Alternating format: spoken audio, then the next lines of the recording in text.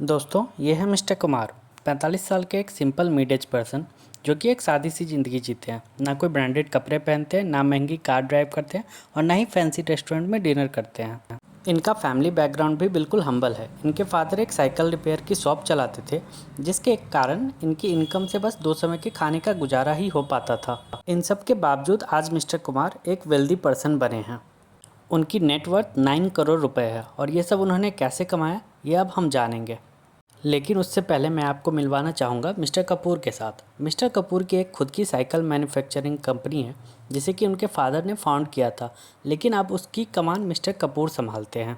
Mister Kapoor वो वाला lifestyle जीते हैं जिसका कि हर आदमी सपना देखता है। बीच साइड पे बंगलो, रोल्स रॉयस कार और आगे पीछे घूमते नौकर चाकर।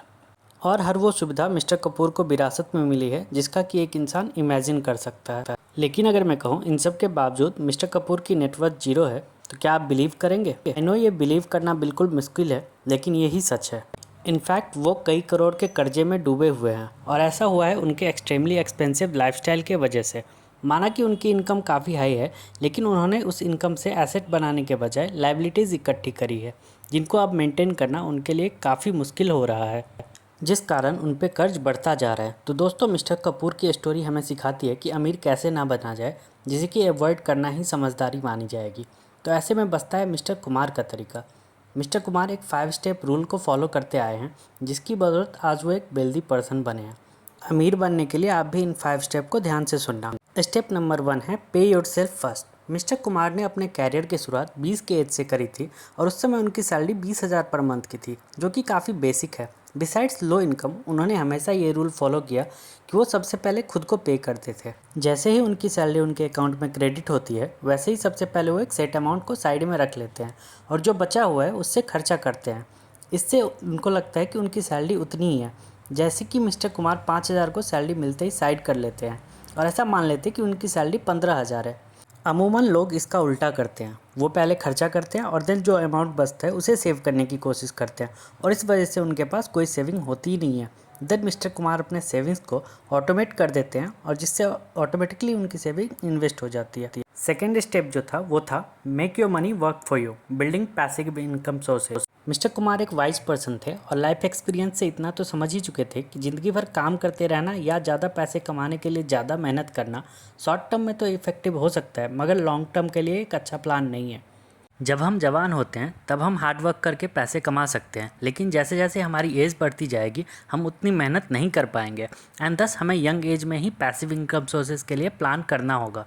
इसलिए मिस्टर कुमार ने यंग एज में ही एसेट्स बनाना चालू कर दिया, ऐसे एसेट्स जो उन्हें पे कर सके। उन्होंने कुछ सिंपल एसेट्स रेडी किए, जैसे कि अपार्टमेंट्स को रेंट के लिए देना, कार रेंट पे देना, अपने दोस्तों के साथ पार्टनरशिप में लोकल लेवल पे बिजनेस खोलना।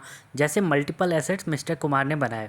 उनके पास जो भी लिमिटेड रिसोर्सेज थे उनका इस्तेमाल उन्होंने एसेट्स बनाने में किया, जिससे उन्होंने एडिशनल इनकम होने लगी और उनकी टोटल इनकम भी बढ़ने लगी। देन इतना सब करने के बाद उन्होंने नेक्स्ट स्टेप की तरफ मूव किया, जो था इन्वेस्टिंग इन इंडेक्स फंड और इक्विटी बेस्ड म्यूचुअल फंड्स।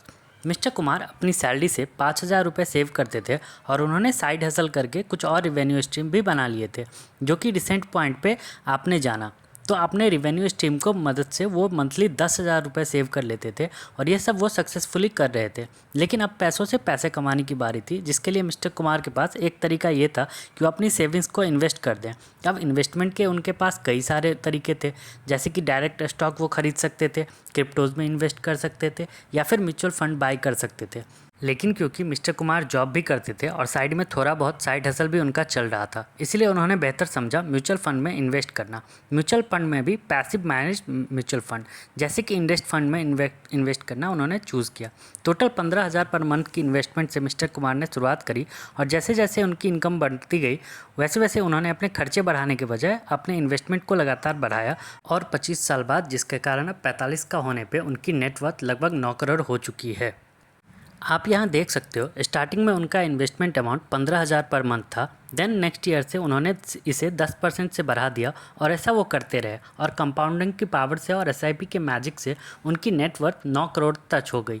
अब उन्होंने आगे इन्वेस्टमेंट ना करने का डिसीजन लिया है, लेकिन अब इतने अमाउंट से उनको बिना कुछ किए ही हर साल करोड़ों में प्रॉफिट होता रहेगा और उनकी कैपिटल ग्रो होती रहेगी। नेक्स्ट स्टेप जो मिस्टर कुमार ने हमेशा फॉलो किया वो भी बिना चुके, वो था बीइंग अ स्मार्ट कंज्यूमर। इसमें दोहराने की बात नहीं है, अगर आप कम स्पेंड करोगे तो ज़्यादा सेव करोगे, और ऐसा ही मिस्टर कुमार करते थे।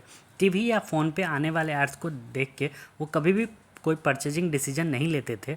उन्होंने मार्केटिंग नॉइज़ को हमेशा इग्नोर किया और एक मिनिमलिस्टिक लाइफस्टाइल को अडॉप्ट किया। वो उसी पे अपनी हार्ड अर्न मनी को स्पेंड करते थे जिसकी उनको सच में ज़रूरत होती थी। वो इस बात को अच्छे से जानते थे कि वांट अनलिमिटेड होती है जबकि नीड्स लिमिटेड। इम्पल्सिव बाइंग से बचने के लिए मिस्टर कुमार ने अपने स्मार्ट फ़ोन से सभी शॉपिंग ऐप्स हटा दिए थे और जब भी उनको ऑनलाइन शॉपिंग करनी होती थी वो वेबसाइट का इस्तेमाल करते थे। ऐसा करने से उनको लेटेस्ट ऑफर या सेल्स की नोटिफिकेशन फ़ोन पर रिसीव नहीं होती थी, जिससे कि वो एक स्मार्ट बाइंग कर पाते थे। ये था step number 4 to create wealth.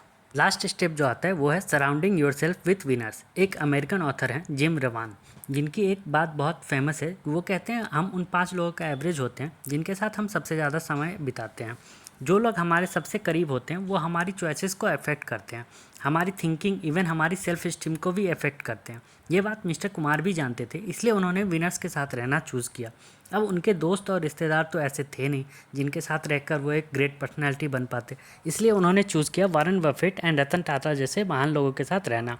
अब आप पूछोगे कि वॉरेन बफेट या रतन टाटा मिस्टर कुमार को अपने साथ क्यों रहने देंगे, तो दोस्तों इसका सिंपल सा आंसर है नहीं रहने देंगे। लेकिन एक प्यारी सी बात जो इन हाई अचीवर्स की है कि इन सब ने अपनी लाइफ लर्निंग्स को, बिजनेस लेसन्स को पब्लिक कर रखा है, जिससे कि कोई भी पढ़ के या सुन के इनसे सीख सकता है। And that's what mister Kumar did.